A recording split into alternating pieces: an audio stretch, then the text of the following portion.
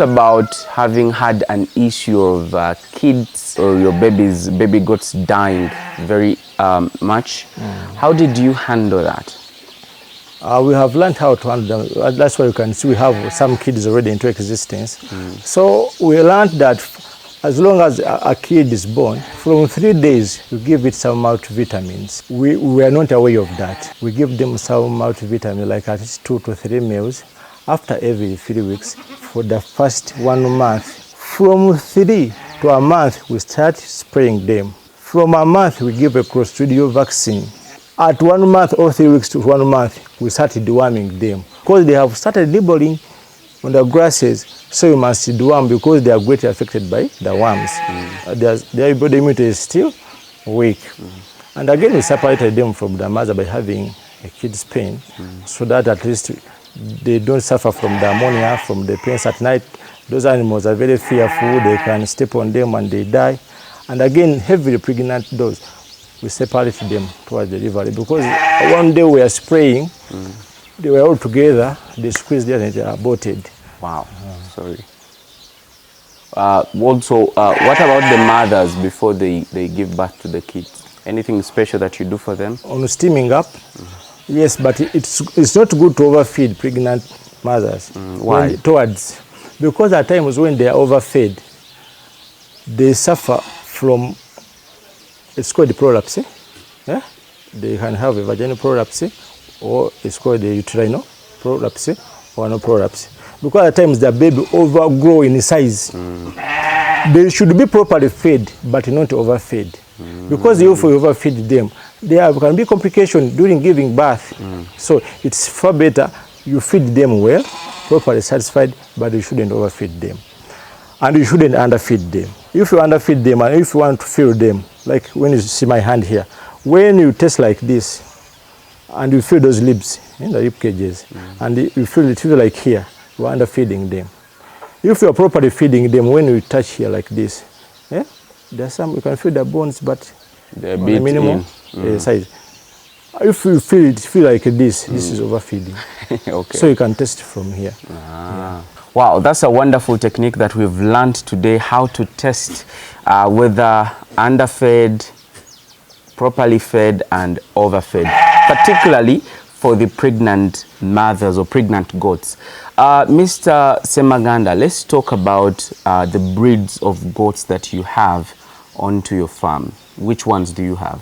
I have Savannahs and Boas. I have a few Pures and some crosses, but with good bird percentages. Okay. I like 2 to 3 locals. Those are for my friends when they come here for slaughter.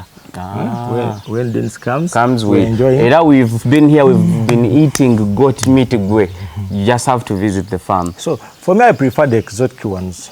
Reason being, they can make more money within a short period of time. Because their growth rate is so fast, they grow so fast. And besides that, because their breed is still unlimited, so they are expensive. If you are on zero grazing and you are keeping a goat of 250K, you are not in that business. You are giving it a lot of feeds. You are growing the feeds. You put in a lot of effort when you are growing those feeds and you have a goat of 250. It doesn't make sense. And I wouldn't even recommend a 75 unless if you are just starting with a 75 and you put in a very good bag to improve. It's far better for someone to have 10 goats which are worth 1 million each than having 30 which are going to give you 6 million.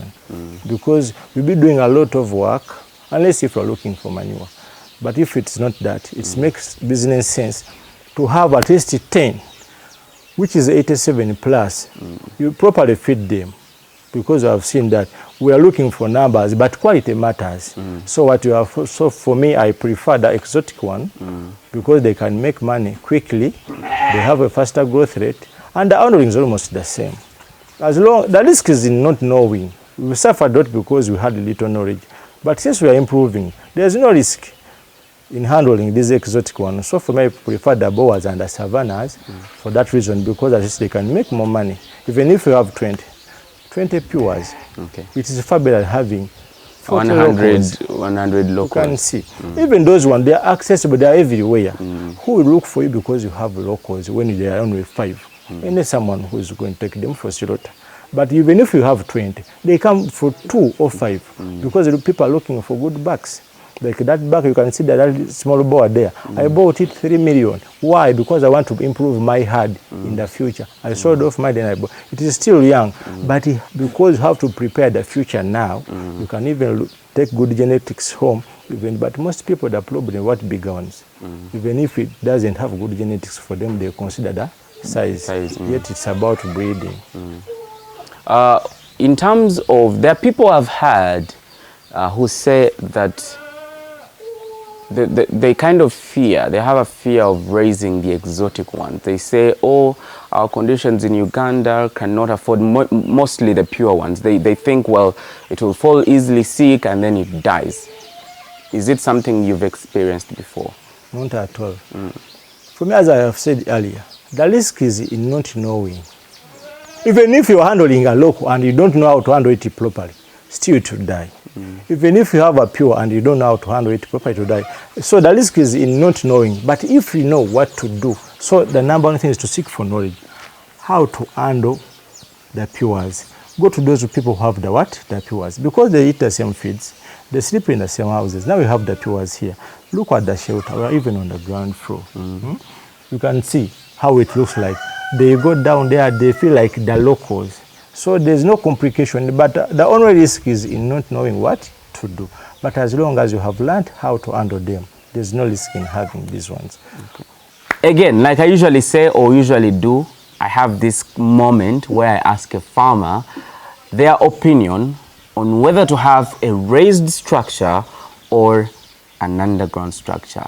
Usually I want people to outweigh because different farmers have different opinions, have different views. Mr. Semaganda, we have not seen any raised structure at your farm, yet you're still doing good. And yet people say that raised structures are better. Indeed it is. Raised structures are better, but again, the initial costs are a bit high. So it's far better for me. I invest the money in the animals instead of raised house.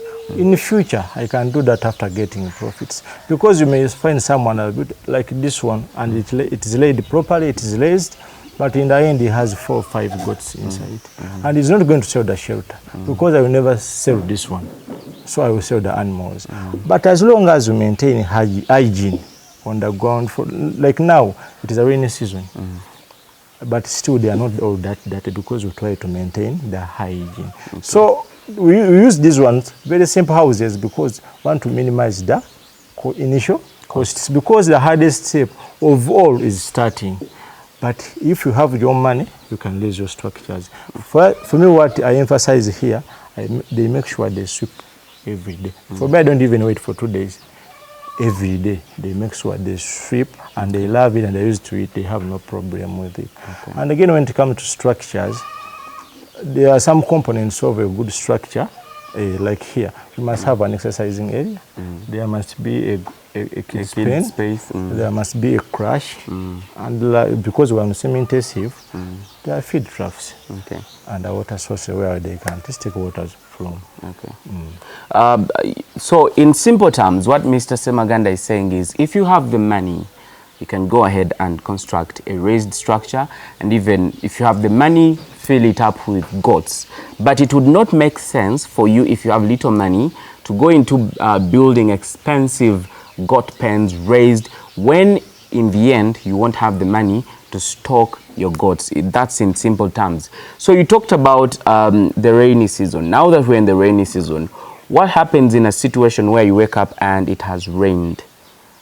So what we did for us, like we're in the valley, they can't go there in rainy season, but we repaired their feeds. We have our feeds. So if it overrains and they can't go down, we just open the feeds. We have the silage, we have the hay. Even if it is still fresh, just to go and cut. So early feed preparation, that's how it comes in. You don't have to wait until... The water doesn't affect. How about the water? Doesn't it affect them? Water inside. The problem is this place that was the old structure. So I removed it from down there to this side. So we make the trenches around. So it doesn't easily come here. And I'm going to block this side and the other side, and leave it when it's aerated this side. Reason being that we have no direction. Here the wind is so strong, it comes from all directions. So even the place where we're located matters. Okay. My name is Dennis Dukonyala. Don't forget to visit us at Sungura House, located in Bukoto along Chisasi Road, and eat some beautiful rabbits. Okay? Until then, we say goodbye.